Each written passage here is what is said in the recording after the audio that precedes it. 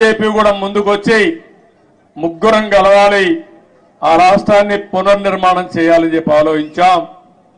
ఈ ఎన్ని కలయికలు బాగా పనిచేశాయి.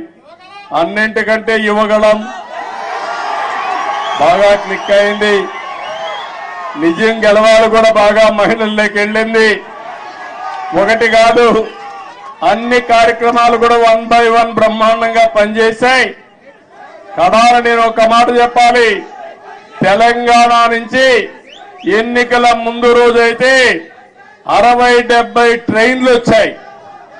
మామూలు కాదు, ఒక్కొక్క ట్రైన్ ఫుల్ గా వచ్చారు. ఏసీ ట్రైన్ లో పట్టరాని విధంగా మనుషులందరి దగ్గర ఒకసారి ఏసీ గాని ఆఫ్ అయిపోతే సఫకేషన్ వస్తే ఏమవుతుందో తెలియదు.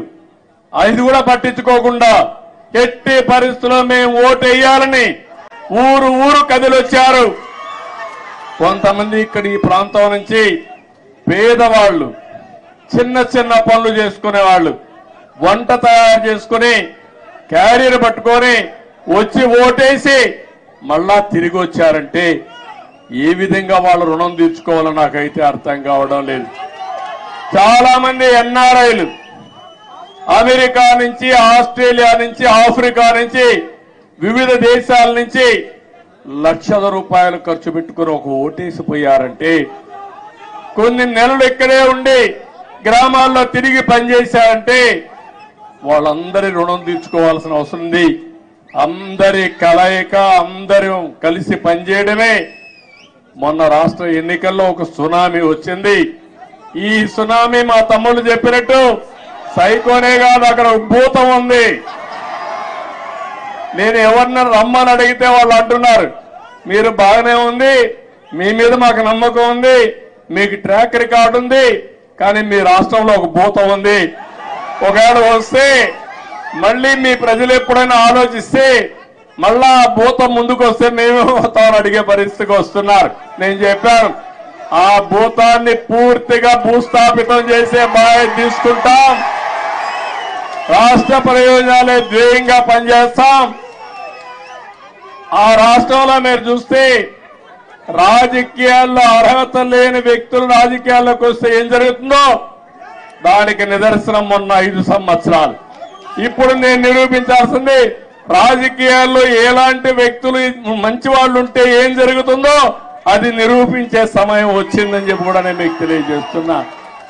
ఎక్స్పెక్టేషన్స్ ఎక్కువగా ఉన్నాయి. ఆకాశంలో చాలా మంది ఈ రోజే అయిపోవాలని కూడా ఆలోచిస్తున్నారు. కానీ అక్కడ ఖజానా చూస్తే ఖాళీ అయిపోయింది. పనిచేసే వ్యక్తులు కూడా లేరు. అన్ని సమస్యల సుడిగుండంలో ఉన్నాం. పర్వాలేదు, భగవంతుడు ఎప్పుడు నాకు ఒక ధైర్యాన్ని ఇస్తాడు. ఎప్పుడు కూడా సంక్షోభంలో అవకాశాలు వెతుక్కోవడం నా నైజం. తప్పకుండా మళ్ళా అలాంటి అవకాశాలు ఎదుర్కొని ఎక్కడికక్కడ ముందుకు పోతాం. 95లో అదే జరిగింది. హైదరాబాద్ లో కూడా ఆ రోజు జీతాలు ఇవ్వలేకపోయా. 2004 కంత బెస్ట్ ఎకానమీగా తయారు చేశాం. కష్టాలు తెలిసిన పార్టీ తెలుగుదేశం పార్టీ, ప్రజల ఇబ్బందులు తెలిసిన పార్టీ తెలుగుదేశం పార్టీ. ఇవన్నీ చేస్తామని చెప్పి తెలియజేసుకుంటూ మరొకసారి మీ అందరినీ మనస్ఫూర్తిగా అభినందిస్తున్న ఇక్కడ మీడియా కూడా ఉన్నారు. మాకు సీట్లు లేకపోయినా, ఎన్నికల్లో పోటీ చేయకపోయినా, ఎప్పుడొచ్చినా మా పార్టీ విషయాలు కానీ నన్ను కానీ బాగా ప్రొజెక్ట్ చేసిన మీడియాకు కూడా మనస్ఫూర్తిగా ధన్యవాదాలు. ఇక్కడ కూడా కొన్ని ఉంటాయి, మీడియాలో కూడా బాధ లేదు. ఏది వాస్తవం అవి చెప్తే సరిపోతుంది. కొంతమంది కావాలని ఇప్పుడు కూడా వక్రీకరించి చేస్తూనే ఉన్నారు. ఏం బాధ లేదు. నేను కూడా ఎంతమంది వక్రీకరించి మాట్లాడినా ప్రజలకు మిమ్మల్ని అందరినీ కూడా స్ట్రైటన్ చేసి, మేము జవాబుదారీతనమే కాదు మీడియా కూడా జవాబుదారీతనం తీసుకుడిగా చేయాల్సిన బాధ్యత ఈ ప్రజాస్వామ్యంలో ఉంది. అది కూడా చేద్దామని చెప్పి తెలియజేసుకుంటూ మరొక్కసారి మీ అందరూ ఒక్కొక్కరే గెలవాలనుకుంటారు కానీ సమయం లేదు, ఏమనుకోవద్దండి. సమస్యలు కోకొల్లలున్నాయి. ఆ సమస్యలన్నీ పరిష్కారం చేయాల్సిన బాధ్యత నాకుంది. తొందరలోనే మళ్ళీ వస్తా, పార్టీ ఆఫీసులో టైం ఇస్తా. అందరితో కలుస్తా.